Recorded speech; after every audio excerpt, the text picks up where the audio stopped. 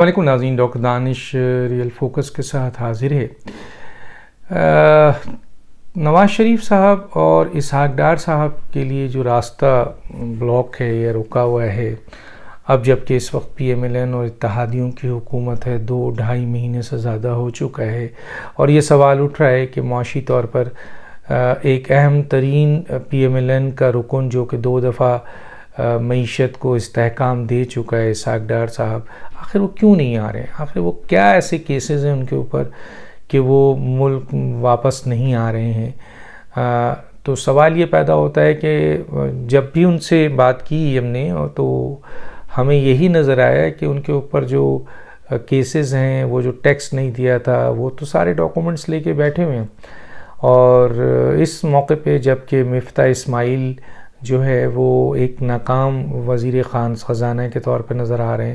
تعجب ہے، P M L N اتنی بڑی سیاسی جماعت ہے، اس کے پاس کوئی بھی الیکٹڈ ممبر نہیں ہے جو اس وقت وزیر خزانہ بن چکے، ایک نان الیکٹڈ ممبر کو جو کہ کھرب پتی آدمی ہے۔ اچھا، یہ کس طریقے سے حکومت میں، یہ کس طریقے سے پی ایم ایل این میں آیا ہے، ان کا قصہ اگر میں بتاؤں تو آپ ہنسیں گے۔ یہ کوئی پی ایم ایل این کے ورکر نہیں ہیں، انہوں نے کوئی قربانی نہیں دی ہے، یہ بس میں چند باتیں میرے پاس ہیں، میں کسی وقت ضرور بتاؤں گا کہ یہ آدمی کس طریقے سے پی ایم ایل این کا حصہ بنا، اور اب یہ ہے کہ سفارشوں کی بنیاد پر، یہ پہلے بھی سفارش کی بنیاد پر اور دوستی کی بنیاد پر، تعلقات کی بنیاد پر، معلومات کی بنیاد پر، کیونکہ کھرب پتی آدمی ہیں، پہلے بھی وزیر خزانہ بنے تھے نان الیکٹڈ، اور اب بھی نان الیکٹڈ وزیر اعظم خزانہ بنے۔ حالانکہ اطلاع یہ ہے کہ وزیر اعظم بھی اس سلسلے میں انٹرسٹڈ نہیں تھے، نواز شریف صاحب بھی انٹرسٹڈ نہیں ہیں، لیکن اس کے باوجود بن گئے ہیں بہرحال۔ لیکن سوال یہ ہے کہ جی بن جائیں، لیکن ڈیلیور کیا ہے؟ بہت خراب حالات ہے۔ آج ڈالر 211 سے اوپر نکل چکا ہے، مہنگائی 14 سے اوپر جا رہی ہے۔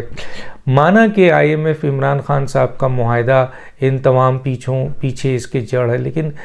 حکمت عملی سے بہت سارے مسائل حل ہو سکتے ہیں۔ لیکن ایک ایسا شخص وہ خود کھرب پتی ہے، وہ ظاہر ہے ٹیکسز جو ہے وہ نان فائلر پہ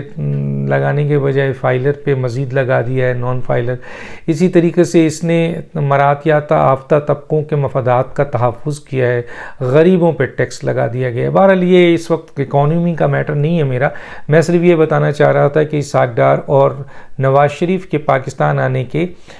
کچھ مسائل حل ہو گئے ہیں، جس کا ذکر یہاں کرنا مناسب نہیں ہے۔ صرف یہ بتانا بہت ضروری ہے کہ اسحاق ڈار اور نواز شریف صاحب کی پاکستان آنے کے لیے جو تھوڑے سے رکاوٹیں ہیں، ان میں سے چند رکاوٹ جو ہے وہ دور ہو گئی ہے، اور امید کی جاتی ہے کہ یہ دونوں حضرات بہت جلد پاکستان میں ہوں گے۔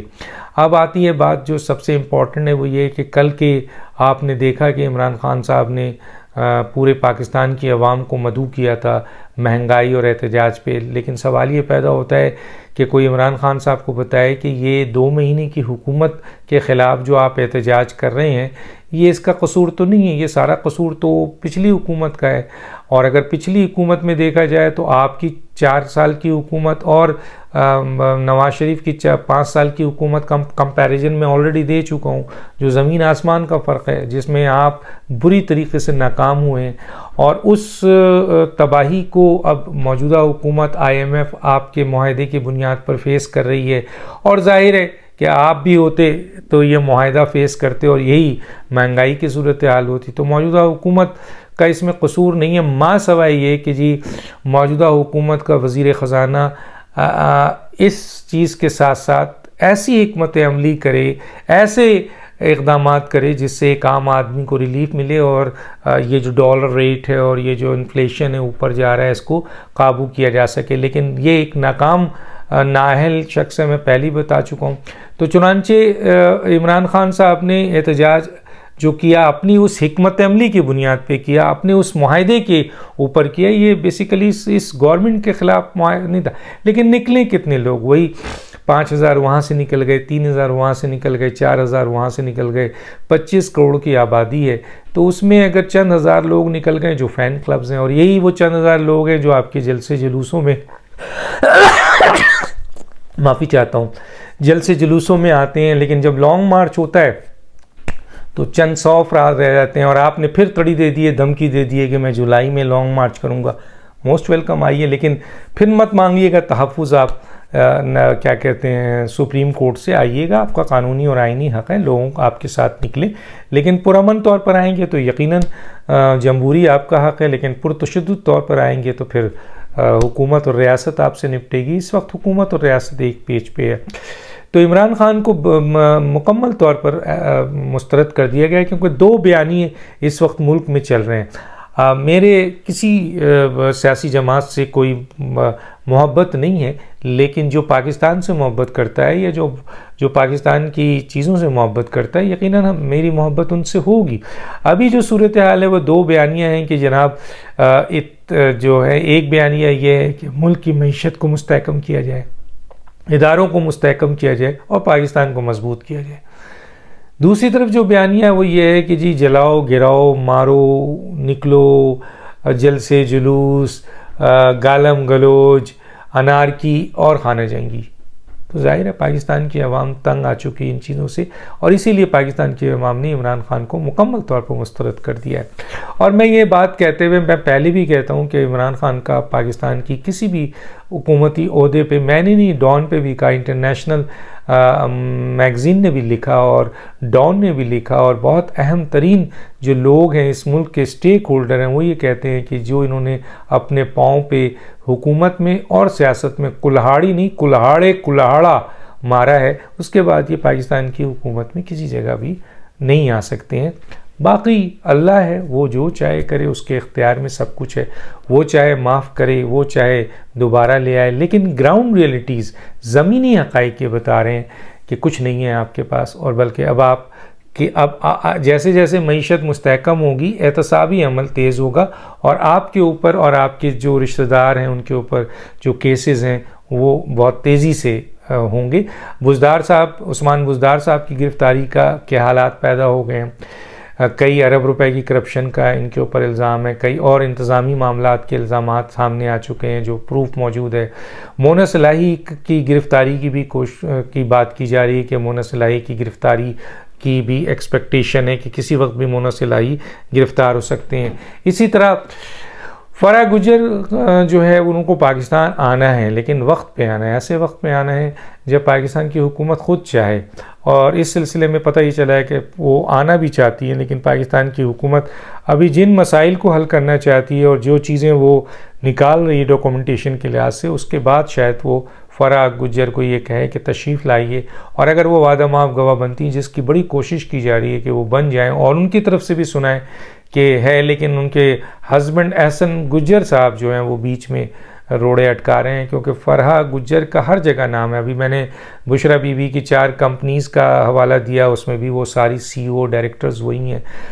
یہ میری طرف سے کوئی بات نہیں ہے، یہ سب ڈاکومنٹڈ ہے. خود پاکستان کے اہم ترین نیوز پیپر کی زینت بنا ہوا ہے، اور عمران خان صاحب اس کو ان کمپنیز کو اپنی وائف کے حوالے سے اس کو تفصیل بتانے سے گریزاں ہیں، قاصر ہیں، فیل ہیں. تو یہ صورتحال پیدا ہو گئی ہے. تو اب جو کنڈیشنز ہے وہ یہ ہے کہ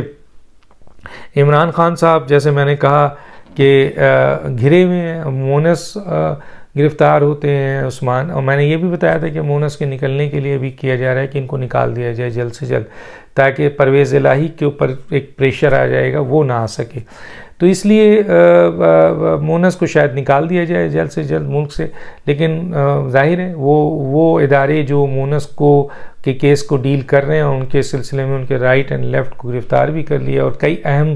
چیزیں بھی آ چکی ہیں، تو وہ تو شاید نہیں نکلنے دیں. لیکن دیکھتے ہیں مونس نکل جاتے ہیں یا مونس گرفتار ہوتے ہیں، لیکن ان کی گرفتاری بھی متوقع ہے. عثمان بزدار کی گرفتاری بھی متوقع ہے. میں نے کہا تھا FIR بشرا بی بی کے لیے بھی حکومتیں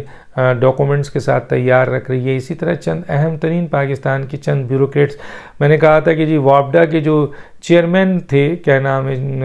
ان کو بھی، ان کا نام بھی شامل ہے. تو اس طریقے سے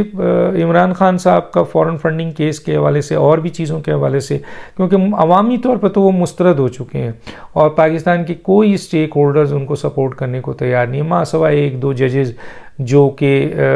ثاقب نثار صاحب کے ساتھی ہیں، لیکن وہ بھی اب اپنی دامن بچانے کی کوشش کر رہے ہیں، کیونکہ عمران خان صاحب